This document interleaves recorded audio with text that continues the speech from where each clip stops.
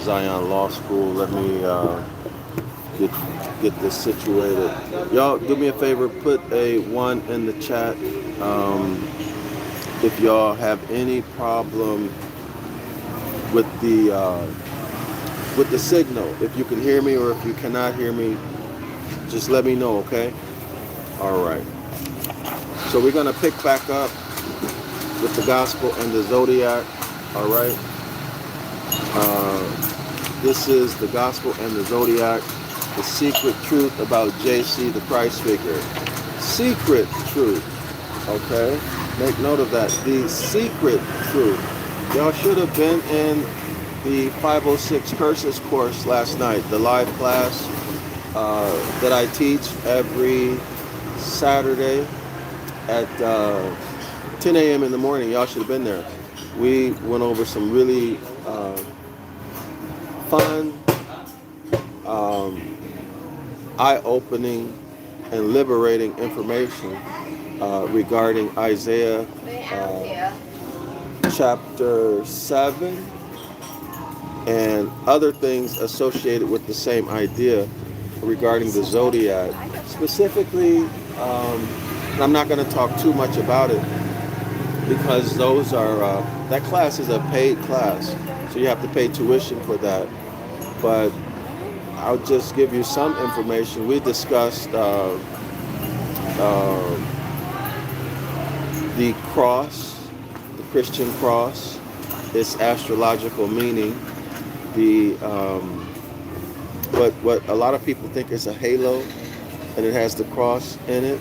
We discussed that in terms of its physical, concrete meaning, its meaning in nature, as opposed to its abstract or the remix meaning. Okay, the remix meaning. So that involves the lamb,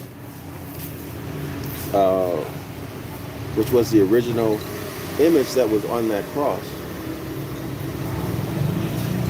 And then how that relates to nature, particularly the beginning of the year, etc., etc., etc. Y'all just should have been there. Now you can come for free. You can come twice for free. Those are the rules. But I look at every person and situation differently. Sometimes you can stay longer.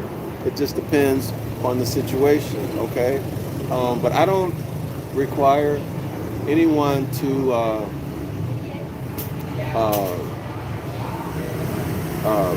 pay the tuition who has not experienced the class and they've had enough experience with the content and the scholars. The scholars would be the, y'all would call them students, but they're scholars. So you get to experience the energy and the interaction, camaraderie, or in religion y'all say fellowship, with the scholars and the content. And then and only then you pay the tuition if you want to stay. So if that takes you more than 2 weeks, you know, quite often, more times than not, I've let people stay even months, okay, until they're able to make a decision about what they want to do. And a lot of times that works against me because, you know, you run into all kinds of people who are takers, you know what I mean? And then also people who, if you give them something, they don't appreciate the value of it, right? They have the get over mentality. Negroes. All right, so let's get into it. This is Aries, coming from Mark, chapter 1, verse 1 through chapter 3, verse 35. These verses deal with Aries, okay? These are the verses that deal with Aries. So now let's talk about the deacons. The deacons of Aries, these would be the stars or constellations that are in the area of Aries.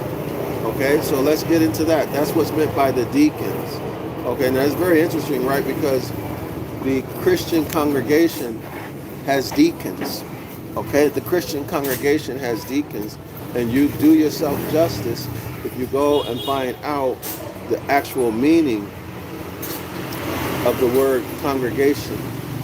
Okay, you do yourself a lot of justice here. So the deacons of Aries, Cetus, Perseus, and Cassiopeia. So there are three.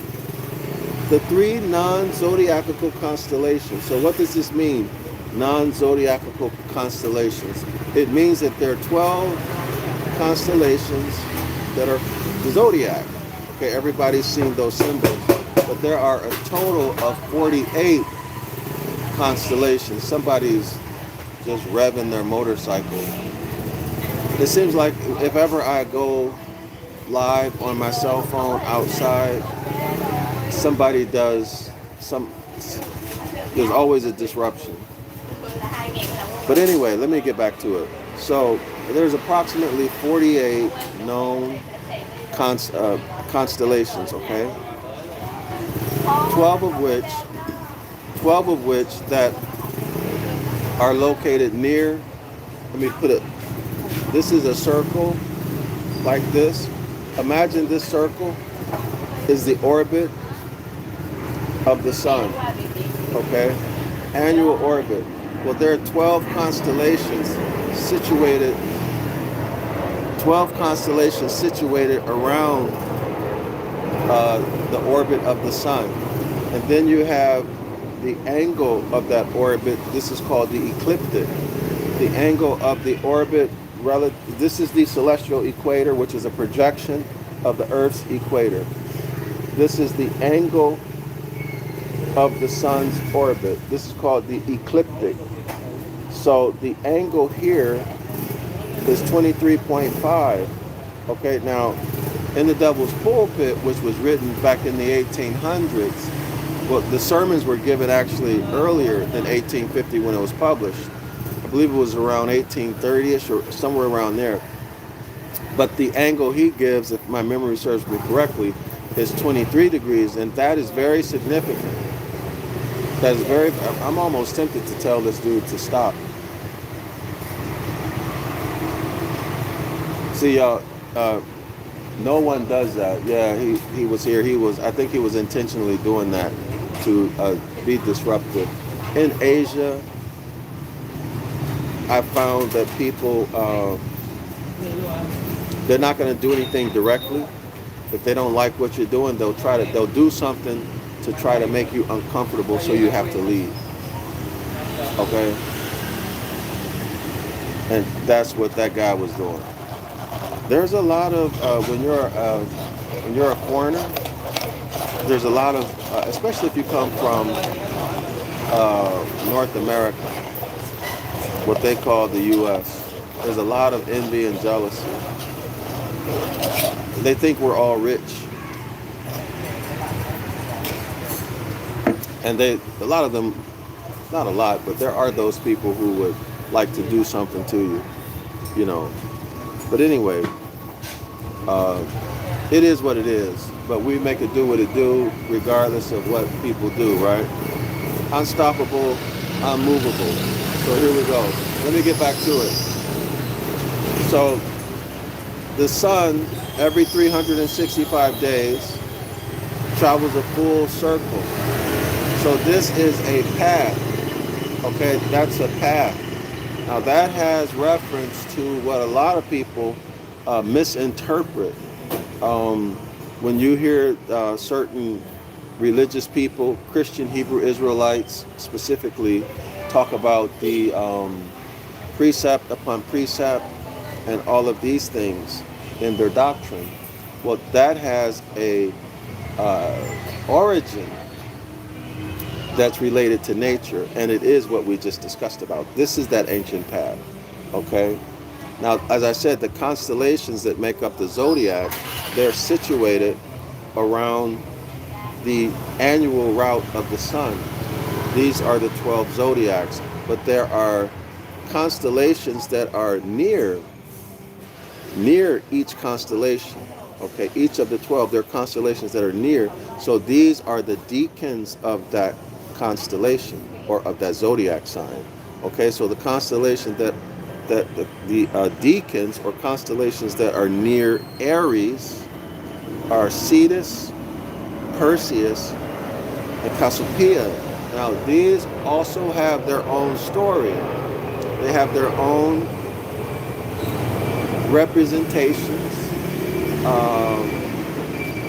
that have been that are customarily used to represent them, and their own stories associated with them. Okay, so now let's get into that. Now I hope I've been able to give you at least an image in your mind, some type of orientation to what's happening here. So let's get into it again. The three non-zodiacal constellations which surround Aries, okay, meaning its deacons, are quite clearly reflected in these 3 chapters of Mark. Y'all got that? So Cetus, Perseus, and Cassiopeia are in those 3 chapters, 1, 2, and 3 of Mark. Now let's see if the author can make good. Let's see if the author can make good on his assertion. All right, let's see his evidence. Cetus, the sea monster. Okay, y'all, Cetus is the sea monster. Get that image in your head.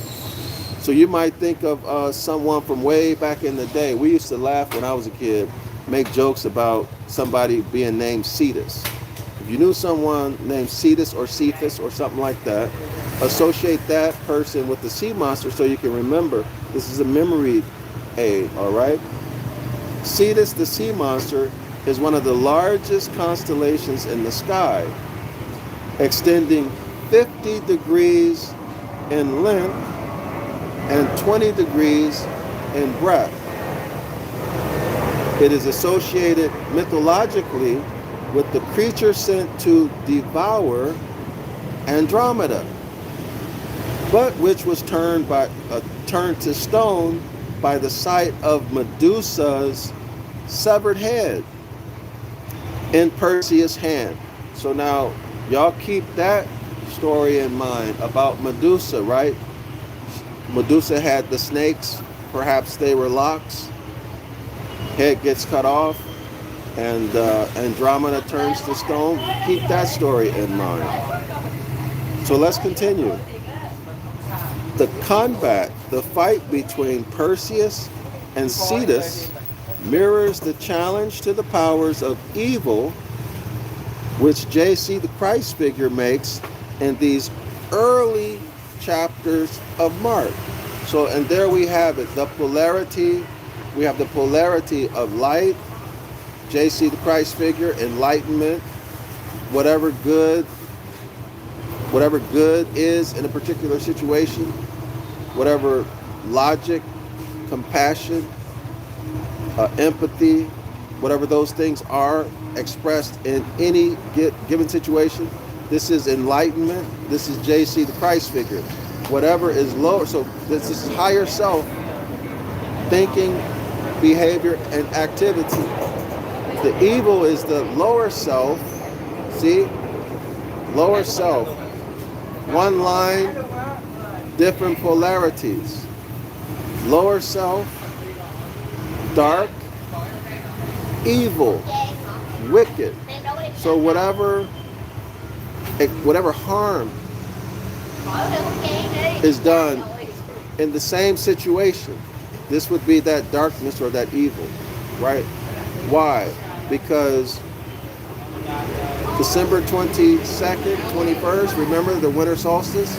This is when the maximum number of nighttime hours are. So, according to the ideas of astrotheology or astrology, astrotheology, the evil is done in the dark. When the sun sets, right? When the sun sets, as in Horus Brother Set, wickedness is done, sometimes for survival. Y'all got it? So just keep that. So in other words, people rob and steal in the dark. Why? Because you can't see them. If you turn the lights on, you can see them and they're not likely to steal. That's what's happening here. The battle, the constant battle between good and evil. All right, y'all? Let's continue. Let's continue. The combat between Perseus and Cetus mirrors the challenge of the powers of evil which JC makes in these early chapters of Mark. So we have two parallels, right? JC and evil, and Perseus and Cetus. Okay? He is tempted by Satan in the wilderness. Now, Satan in the wilderness. Satan, the prince of darkness. Satan in the winter, right? The prince of darkness. Satan the opposer. So the devil is evil. Dark is spelled D-A-R-K. So take the D out of dark and put it in front of evil. You get devil, because JC, the Christ figure, the summer solstice, and the devil, the winter solstice, right? Cold, cold-hearted, no compassion. They're opposite ends of the same line. Opposite as in opposer. Opposite as in opposer. There's your Satan or Hashatan. Okay, the opposer, according to Christian theology. According to Christian theology. That's where these concepts come from. I hope you all are getting the point here. These abstractions have their origin in concrete physical phenomena, nature. Nature. We must, as a people, as Moors, Genesis chapter 2, man, not mankind, not human, man. We must return to nature, which not only involves letting go of religion. I'm talking about the Christianity, Islam, these dogmatic type of religions, corporate religion, that's a good way to put it. The corporate religions, we must also correct our language. We must begin to speak the language of nature, and that language is denotative linguistics, right? In other words, it's concrete paradigm. This is the paradigm of our ancient ancestors, and we have to return to that. In other words, we have to let go of connotative linguistics, which is what? Which is New Testament, which is Dogon worship, which is maritime law. See, you have to make these abstractions of nature in order to get you to, one, give up your birthright, two, fix it so that you never realize that you have a birthright, and three, you never know who you are, so you can never express who you really are. Okay, and when I say express who you really are, you can associate that with Psalms 82:6, right? The power. In religion, they say God. Okay, that's who you are. You are the power, the creative power, the creative force who has unlimited power, unlimited ability to create whatever it is that you want around you. These days they call it manifesting. Now you were born with that, and then you were hypnotized. You were hypnotized to believe that you need an external deity to do for you, to give for you. But in reality, right now, you need to become dehypnotized, deprogrammed, so you can return to the Most High, which means follow His commandments, which are natural law. In other words, vibrate with nature. Vibrate with nature. And this involves your language or diction. Okay? So let's continue on. Y'all put something in the chat, like and share the video, and I'll get to the chat after I get through some of the content in the paragraph, okay? But put it in there. Okay, so JC is tempted by Satan in the wilderness. Remember, he takes him up to the high mountain. But we'll go through that another time.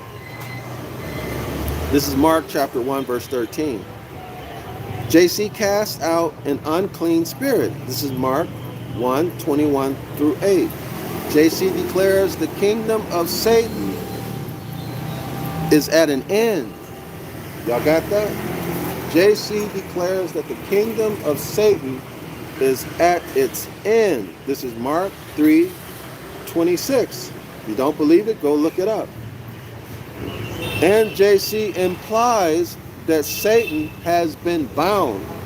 This is Mark 3:27. Go look it up. Clearly reflecting the names of the two stars, Cetus, which is Menkar, Menkar, clearly reflecting the name of the two stars in Cetus. So Cetus is made up of two stars. I'm sorry, let me rephrase that. There are two stars in the constellation Cetus. One is called Menkar, which means the chained enemy. Aha, so Satan has been bound. Satan is the sea monster. Y'all got that? Satan is the dragon, right? Satan is the dragon. Satan is the sea monster. Satan has been bound. Mark chapter 3, verse 27. The star Menkar means the chained enemy. And Dephda means the overthrown, the thrust down. Let me repeat that. The other star is Dephda, D-I-P-H-D-A. Y'all go look it up. D-I-P-H-D-A. It means the overthrown. Satan has been overthrown. Why? Because the kingdom of God is at hand. That was Christ's message. Okay, Dephda, the overthrown, the thrust down. Didn't the Christ figure say that he's already seen Satan thrust down? Isn't Satan supposed to be thrust down in his being conquered?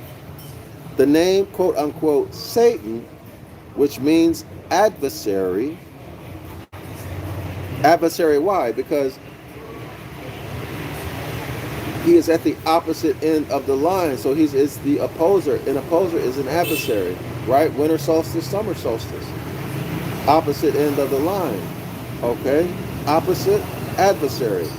Okay, the name Satan, which means adversary, occurs only 6 times in the Gospel of Mark. And 4 of those 6 times are in the section in Aries. Okay? 4 of those 6 occurrences are in the section of the Gospel of Mark that deals with Aries, or that is Aries.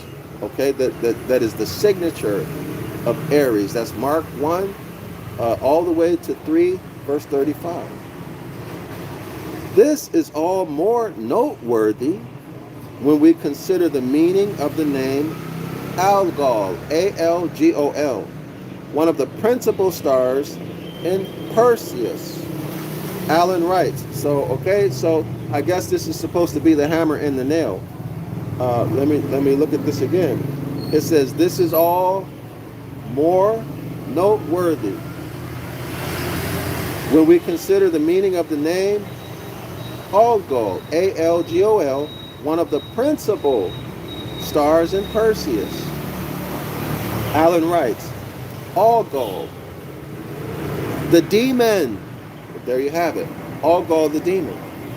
The demon star, D-E-M-O-N. And the blinking demon, the demon's head, is said to have been thus called for its rapid and wonderful variations. The Hebrews knew Algol as Rosh Ha-Shatan, Satan's head.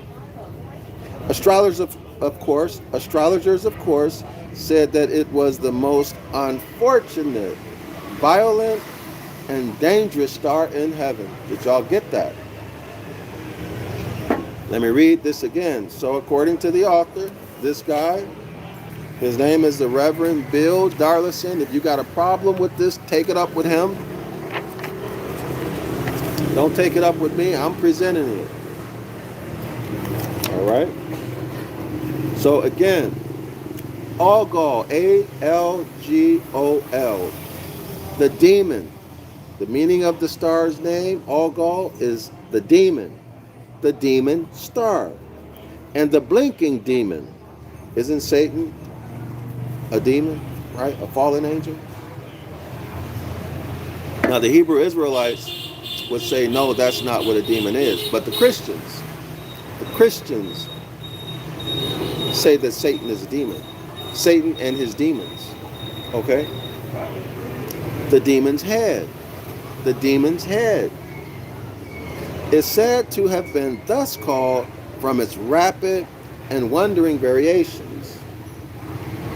The Hebrews know, again, listen to this, the Hebrews know Algol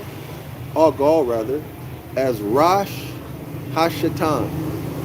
Let me repeat it one more again. The Hebrews knew Algol as Rosh Hashatan, Satan's head. Astrologers, of course, said that this was the most unfortunate, violent, and dangerous star in the heavens. Now, is not Satan, the devil, said to be the most violent, dangerous of all the fallen angels? Let's continue. You can get that quotation from Allen, page 161. Let me put it here so those of you who don't have this, y'all need to download this. All right, the link to the free PDF is in the description area of the video. Download it, print it, and bind it. And every time we do these lessons, somewhere in here, every time we do these presentations, rather, have your book with you. Have it in front of you so you can put your margin notes and whatever else you want to do with it. Okay? Now, Algol was also associated by the ancients with beheading. Certain of the apostles were said to have been, were they beheaded? No, John the Baptist was beheaded. And that's very interesting, right? Because John the Baptist marked what? The end of the Aryan zodiacal age. Remember that? We went through that? Yes, that's right. So that's very interesting. Okay? If y'all don't remember that, go back and review it. We did it a couple videos ago. Algol was also associated by the ancients with beheading. Another reason why the Aryan John the Baptist is said to have met this particular fate. That's what I just said, right? You see, guys, when you know just, scholars rather, when you know just a few principles, you can read something and you know what to expect. And when you see what you expect, that gives you additional confirmation that you're on the right track, okay, in terms of your logic or your references, all right? Okay, so let's continue. So that explains why John the Baptist was beheaded in the story. Aratos, A-R-A-T-O-S, calls the constellation Perseus the bridegroom. Well, how about that? Aratos calls the constellation Perseus the bridegroom, i.e., the bridegroom of Andromeda. The very term that JC uses in explaining why his disciples do not fast. So y'all go to Mark chapter 2, verse 18 through 20. If you want to confirm that, it's also quoted in the book. Here's how it reads. Now John's disciples and the Pharisees were fasting. Some people came and asked JC, how is it that John's disciples and the disciples of the Pharisees are fasting, but yours are not fasting? Okay? JC, the Christ figure, answered, how can the guest of the bridegroom fast while he is still with them? They cannot, so long as they have him with them. they cannot fast, right? Because the bridegroom is with them. All right? But the time will come when the bridegroom will be taken from them, and on that day, they will fast. All right? So y'all can begin to see how these Gospels just lifted stories out of the ancient astrological record, lifted these stories right out of the ancient astrological record, and rewrote them. Okay, paraphrased them, made new stories, such that anyone who was trained, anyone who had training or knowledge of the astrological record as passed down through our ancient ancestors, they would see this information and they would know immediately that this was astrology, right? This was astrology encoded or embedded in stories. Now, a few years ago, I think back in 2017 or 18, I wrote a biochemistry book. The name of my biochemistry book is Biochemistry Icons. No, Rapid Total Recall. Biochemistry Icons. The reason why I'm bringing that up is because I used the same method when I wrote that book. So each of the molecules, enzymes, minerals that are involved in biochemical reactions, significant biochemical reactions that have to do with medicine, that you need to know about as a medical doctor.